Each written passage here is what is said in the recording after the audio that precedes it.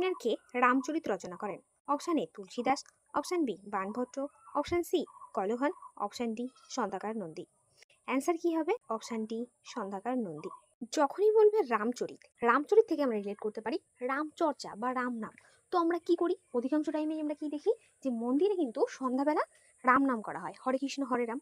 তো সেখান থেকে আমরা মনে রাখবো যে রামচরিত বললে কি হবে? Sandhyakar Nandi.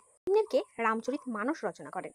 Option A Tulsidas, option B Vishakhadatta, option C Sandhyakar Nandi, option D Banabhatta. Answer কি হবে? Option A Tulsidas. যখন বলা হবে রামচরিত মানস, মানুষ থেকে আমরা রিলেট করবো যে আমরা মানুষ। তো মানুষরা কি করি? আমরা পুজো দিই। পুজো কি দিয়ে দিই? তুলসী পাতা দিয়ে দিই, তাই তো? তো সেখান থেকে রিলেট করব যে রামচরিত মানুষ যখন বলবে তখন হবে তুলসীদাস। নিম্নের কে ইন্ডিকা গ্রন্থ রচনা করেন? Option A Banabhatta, option B Vishakhadatta, option C কয়লোহান, অপশান ডি মেগাস্থেনিস। অ্যান্সার কমেন্টে জানাও।